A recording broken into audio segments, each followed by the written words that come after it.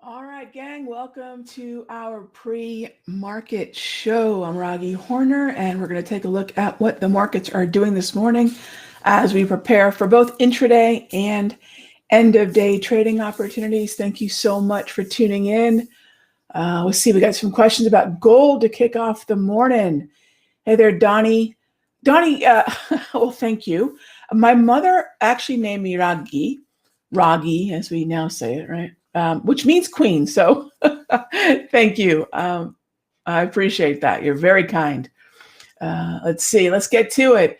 Jeremiah, I hope it's down to earth. I hope it's applicable. I absolutely do. And yeah, we'll definitely tackle whatever questions you guys have. Feel free to type them in. I can see the chat window.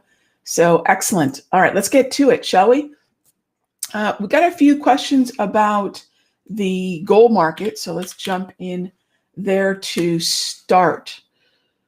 All right, let's take a look at gold. So you'll see the way it's chopping. And let's go ahead and zoom in here now. There we go.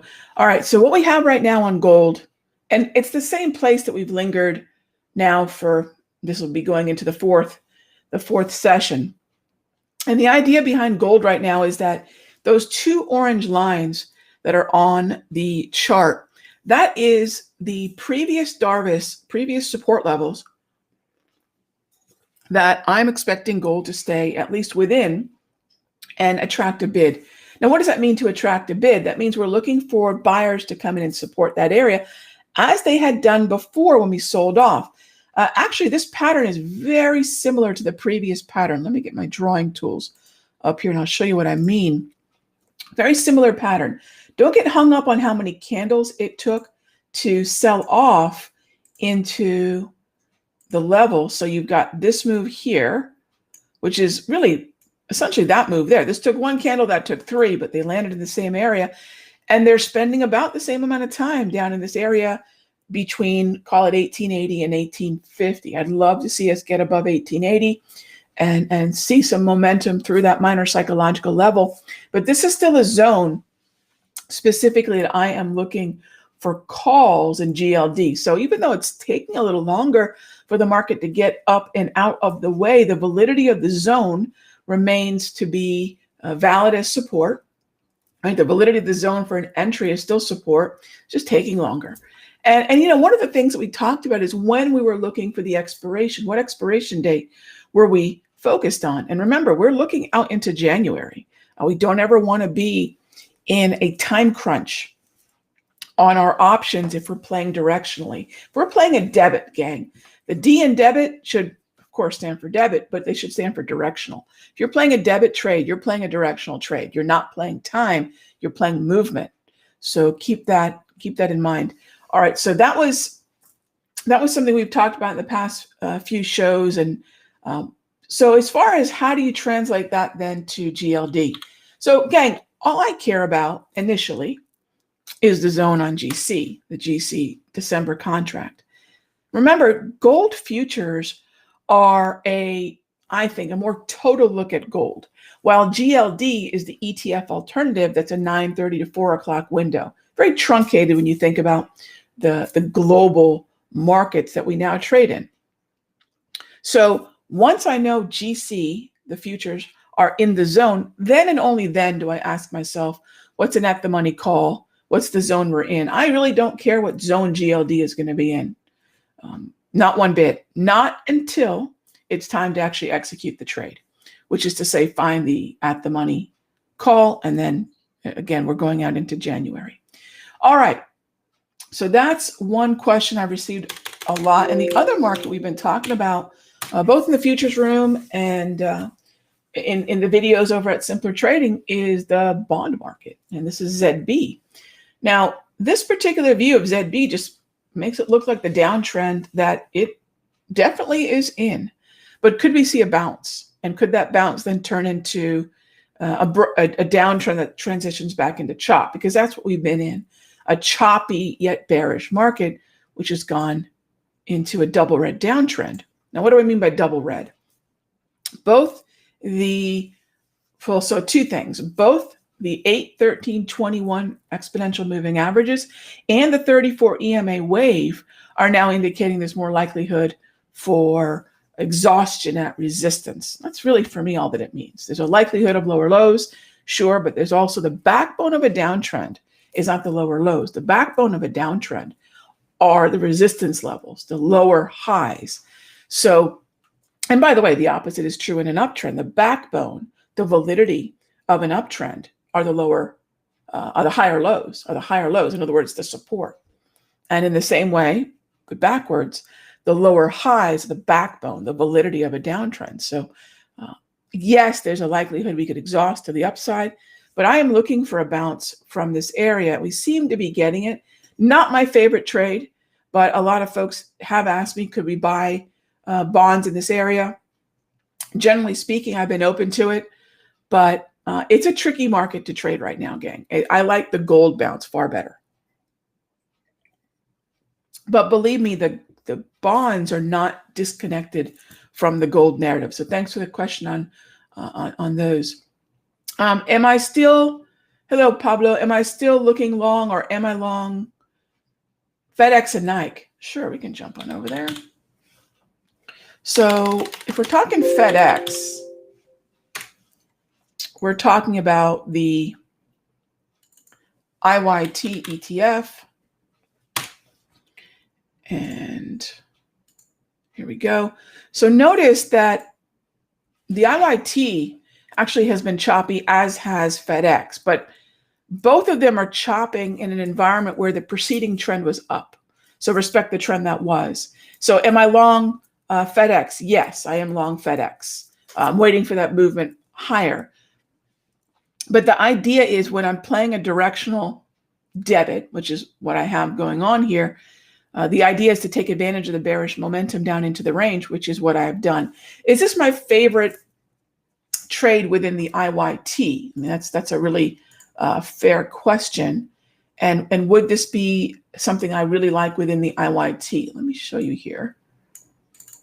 Let's jump on over to the IYT. There we go. So in terms of the IYT, there are better directional plays in the IYT.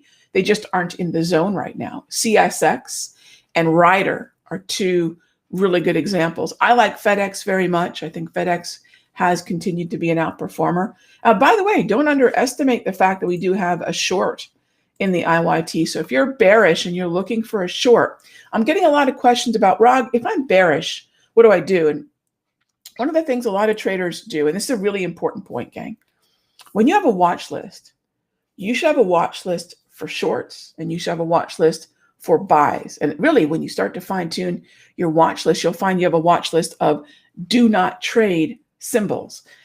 But your watch list for buys cannot be the same as your watch list for shorts. What ends up happening is a lot of traders play the relative outperformance of a strength story, and then as soon as it wanes, they start to short it. Remember, the reason we like the strength story is it was as strong or stronger than the markets that it tracks with, the sector or the index. Well, on the flip side, take a look at CHRW. If I think the markets are going to head down lower, I want to focus on a market that's already weak, that's already behaving as a relative outperformer to the downside. So a few folks have asked, well, Rog, what about shorts? It seems you're mostly long. I am, because most of the sectors and indices were heading higher, and now they're in chop. We respect the trend that was, but there are a handful of markets that are bearish. Cisco, Intel, CHRW. There are a number of stocks within the XLE that I think might be really good short candidates as well. Okay, so that's FedEx, and yes, I am long. And the other question was Nike, right? So that's XLY, the consumer discretionary ETF. Now, consumer discretionary is in chop, and there are a handful of stocks within consumer discretionary that look pretty good. Amazon is not one of them. Home Depot is not one of them. Could I buy those?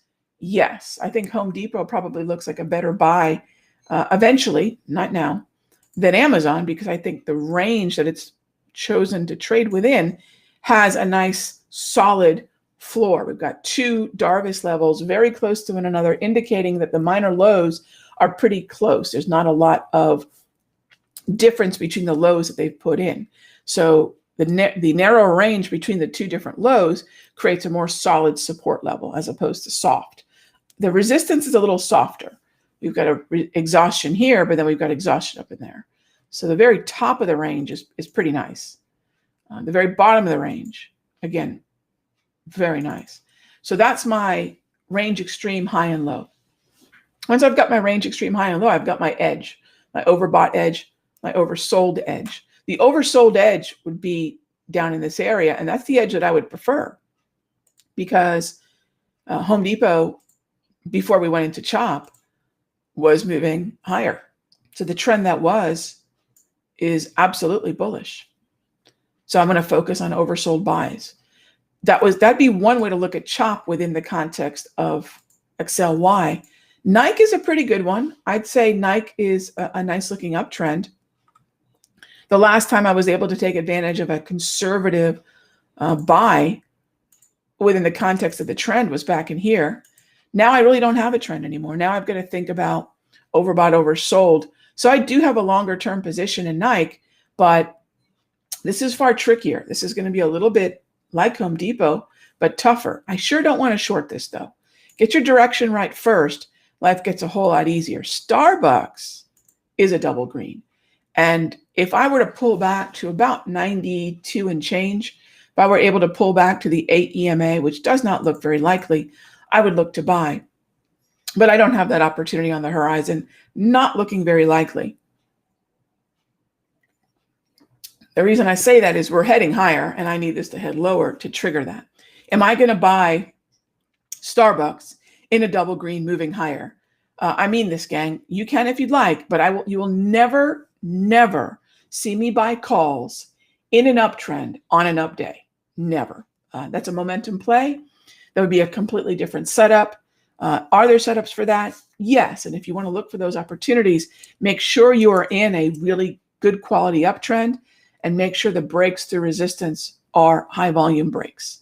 Those are ways you can confirm whether or not you want to be a momentum player and essentially pay up for an option or for a futures contract or a stock. But Starbucks looks really good. It's just not in a zone that I can do anything with. So Nike looks good. FedEx looks good. Home Depot has my attention a little bit better in terms of the chop. Dollar General would also have my attention in terms of the chop. And McDonald's, I'm gonna wait a little bit longer on. I'm gonna wait a little bit longer on what I want to do with McDonald's. So thanks for the question, Pablo. All right, next up is and gang, some of the questions on gold. Please do check some of the videos that I'm doing over at Simpler Trading. The free videos, they're on the YouTube channel. For those of you that are on the Simpler Trading YouTube channel, I covered gold for about 3 free videos in a row, Friday, Monday, Tuesday. So check those out or check out yesterday's episode. We've been covering gold quite a bit. And I think that ought to, get you guys up to speed as to where we're at in gold. In terms of chop, do I want both the trade flags to be yellow? No, in terms of chop, just the wave trade flag is yellow. Being yellow is enough. To your point, yes, you got it. Samuk, the yellow wave flag is enough to confirm that we are in a sideways market. But remember, there's 2 kinds of sideways markets. We have both chop distribution, that's what it's sort of formally known as, and a narrow consolidation or accumulation, as it's known as in Dow theory. Yellow can be one of 2 kinds of markets. Normally, it's going to be distribution. That's the higher probability. But keep an eye on the range that the market's moving within to confirm whether or not it's consolidation or congestion, or if it's accumulation versus distribution. All right. So let's take a quick peek at our broader averages here. And what kind of morning are we waking up to in the broader averages? Do we have gap psychology in play? We will minorly, I do mean minorly, potentially have gap psychology in play at the open here in about 15 minutes. And just keep an eye on if we open above yesterday's 4 p.m. close, and if we open above yesterday's regular trading hour high, there's a slightly higher expectation of a quick fade in the morning. S&P no gap psychology. Dow, as you can see here, we might have gap psychology to the downside. So you might say, well, why is the NASDAQ moving in an opposite direction from the ES and the YM? Well, remember, the NASDAQ's been Donkey Konged, literally, because of the unwind from work from home stocks, which are mostly tech stocks, and then the outgoing tide affecting the NAS has created its weakness, while S&P and Dow, with a lot of healthcare and not as much tech weighting, were able to be pretty strong. So it seems the tides have turned today a bit. Dow is the weakest, S&P following suit. NAS might have a slight gap up today, while Dow might have a slight gap down. Now, remember, gaps are not indicative of the direction that I'm going to be playing the market in as a day trader on the open. In fact, the NAS is going to be a little bit more bearish for me on the open with a potential gap fade. And the Dow is going to be a little bit bullish on the open for me with a potential gap fade. I say potential because you still need that 5-minute range to break to the upside to confirm it. And we are trading right now, interestingly, at the point of control for the month of November, which is a significant volume level. In fact, so significant, it's the level that's had the most volume traded, that price, in the month. Throughout the month of November, 29,124 has seen the most volume. So very important. And you'll notice it doesn't look like other kinds of support and resistance levels, does it? Because it's not based on candle bodies. It's not based on wicks. It's based on size. All right. So that's how we discover these support and resistance levels that are rooted in the size that's traded in the market. All right. So then let's see here. We have just a few more minutes, gang.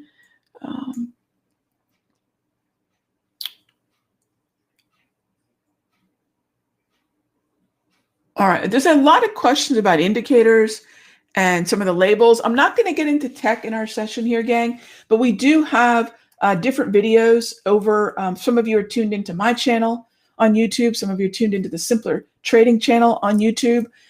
We do have, and even Facebook has different tech updates. We do have different tech videos, and maybe in an upcoming session, I'll put together a collection of videos that you guys can refer to, because I really don't want this session to become a "this is what the wave is" session. For those of you that have questions about it, I'll be more than happy to give you guys some resources. There's plenty on the net. If you're curious about my wave, Google it. There's a lot of information on it, but I'll find some resources for you guys who have questions about, Rag, what the heck's on your chart? Because that's a terrific point and a terrific question. And maybe sometime in the future, we'll break from sort of the pre-market breakdown to do that, but I really would rather not, and just prepare us for the morning. But I won't leave you hanging. Tomorrow's Friday. Yeah, let me see if I can't put a list of resources together for you guys. And in tomorrow's video, I'll give you that list of resources. But there are a number of videos dedicated to all my tools and those topics in both the YouTube channel for me, Raghee Horner, and also the YouTube channel for Simpler Trading. Okay, so let's see. Question about... Hey there, Adam. Good morning. Oh, love the Jocko. Adam, yeah, both my husband and I are big Jocko Willink fans. Yeah, I love my Get After It mug. I'm obsessed with coffee mugs. I don't even drink out of glasses. I just love my mugs. And this thing, what is this called? Oh, the Yeti. These Yeti things, really super overpriced, but a really great mug to make sure I'm drinking water all day. Yeah, love. And on the topic of Jocko, discipline, gang. Jocko Willink is a big advocate of discipline equals freedom. And the indicator question is actually a really good lead into this and a great wrap up for our session here today. The discipline I have to follow what my indicators are telling me, like the trade flags, like the wave, like the volume profile levels, that is what I seek to follow. And if my trades don't fall within the parameters of what those indicators are telling me, I just move on to another symbol, right? I think sometimes we find a symbol that we want to trade so badly that we're just bound and determined to find something. And this is where it's very, very dangerous. It's a cognitive trap. If your signals are not giving you the kind of clarity you need, your signals could be from your indicators, whatever it is you're doing. Move on to another symbol, right? That's the great thing about the ETFs and the individual stocks. Right now, a lot of folks are asking me where I'm bullish. Gang, I'm very bullish still in the Dow, in transports, industrials, and utilities. The signals here are telling me full speed ahead. Take advantage of the bullish narrative here because it's going to be more resilient if we have a downturn, and it's going to continue to climb higher in this overall market. So that's a great Adam. That's a great way to wrap up our morning here. And thanks as always for joining us. I tell you what, this 20 minutes goes by so quickly.